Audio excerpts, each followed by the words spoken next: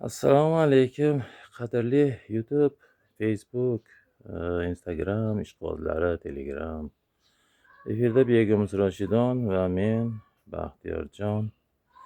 Bugungi temamiz 23-kuni Teperfos sepganman Bodringga. O'shanda sizlarga virus to'g'risida ko'rsatdim. Bugun mana 25 virusga dori qilamiz. Dori nimaligini hozir men sizlarga qancha dozada, qancha litrga shu narsani sizlarga yana bir bor ko'rsatib bermoqchiman. Xo'sh, mana hozir biz 10 litr suvga tayyorlaymiz. 10 litr suvga mana bu narsa Navasil. Navasilni tomchiligi yo'q ekan, litroviy bor ekan, shundan olib keldim. Bundan qopqog'ida bitta to'ldirib 15 gram Navasil aralashtirdim.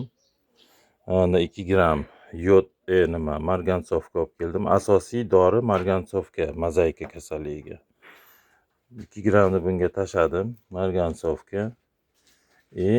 Mana Vertimek degan dorimiz 5 gram. Buni ham alohida, hammasini alohida aralashtirib olishingiz kerak. Yod. Yod bu antiseptik. Mana uni ham alohida 15 tomchi soldim. Buni hammasini aralashtirib, yaxshilab, keyin bir chekkadan o'sha nimaga 9 litr suvni quyasiz. Endi 8 litr quyasizmi? Dori sepadigan nimangizga.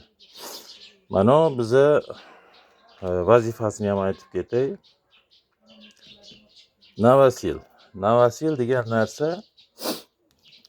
ko'chatni zahar sepgandan keyin yoki zahar bilan zaharga ham qo'shib sepiladi. Bu ko'chatni zahar sepganda stressdan chiqarishga yordam beradi. Issiq sovuq bo'lganda ham Navasilni o'zini 10 gram 10 litrga qilib turib yoki 15 gram qilib turib sepsangiz, bu ham o'sha nimani stressdan chiqaradi. Margansovka bu asosan virusga, mozaikani qatiradi bu. Hali do'konlardan mozaikaga to'yini o'sha nima deydi, o'zining dorisi bor. Juda qimmat turadi. O'sha dorini olib sepsangiz ham mana shuni foydasi shu, bir xil. Hech qanaqangi nimasi yo'q uni. Mozaikani yo yo'qotib, yo tuzatib qo'ymaydi. Faqat qatirib turadi xolos. Vertimek bu o'sha barglarda misol paydo bo'lishi mumkin bo'lgan zamburug' kasalliklariga, hudojnikka, o'rgamchik kanaga qarshi ishlaydi. O'sha mozaikaga ham ma'lum miqdor mozaikani ham nimani kuchini pasaytirib turadi bu narsa. Mozaika hech qachon davolab bo'lmaydi. Uni faqat yulib yo'qotasiz. Olib tashlagandan keyin mabodo boshqalarga yuqqan bo'lsa, shular sepib turilsa 10 kunda bir. Shuni qatirib turadi, ko'payib ketishini oldini oladi. Buni yaxshi tushunib olinglar. Mozaikani yo'qotib bo'lmaydi, uni davolab bo'lmaydi. Harakat qilib, battar qilib hamma yoqqa yuqtirib olmanglar. Yod bu antiseptik.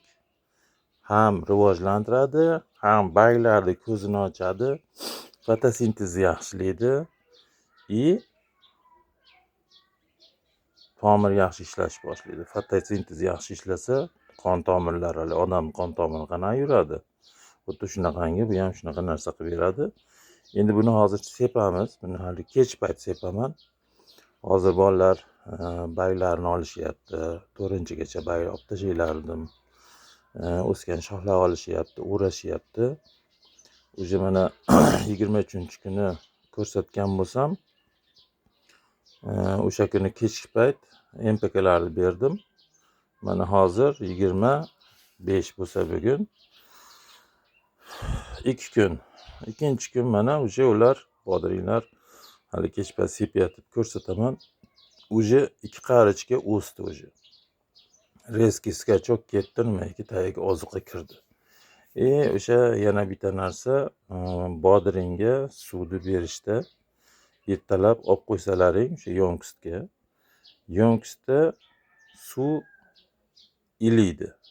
Harorat o'sha Tbilisining harorati bilan isib olgandan keyin kechki payt bersalaring tomirlar kasallanib qolmaydi. Nimaga ko'pchilik quduqdan sug'oradi. Quduqda 18 gradus suv chiqadi. 18 gradus, 25 gradus, 20 gradusdan oshiq tomirga tushgandan keyin tomir bodring tez tomirdan kasallanib qoladi. Shuning uchun suvni ham isitib berish kerak. Shu narsa eslangdan chiqmasin. Mana shu narsalarni qilib sepib turinglar. 10 kun, 12 kunda bir sepib turinglar. Agar shu paydo bo'lgan bo'lsa. Endi ilojisi paydo bo'lmagan bo'lsa ham 15 kunda bir shu narsani tayyorlab sepib tursalaring, agar havo namgarchilik balatib ketsa, bizda endi vodiyda shunaqa kunduzi quyosh chiqadi, obedgacha biz Rishtonda. Obeddan keyin isib ketgandan keyin obeddan keyin уже bulut bo'ladi, kech paytga yomg'ir yog'adi. Namgarchilik oshib ketsa ham shunaqangi narsa issiq sovuqdan shu virus paydo bo'ladi. Hammaga omad, sog' bo'linglar, salomat bo'linglar. Savollar bo'lsa kommentariyaga yozaverasizlar. Aka.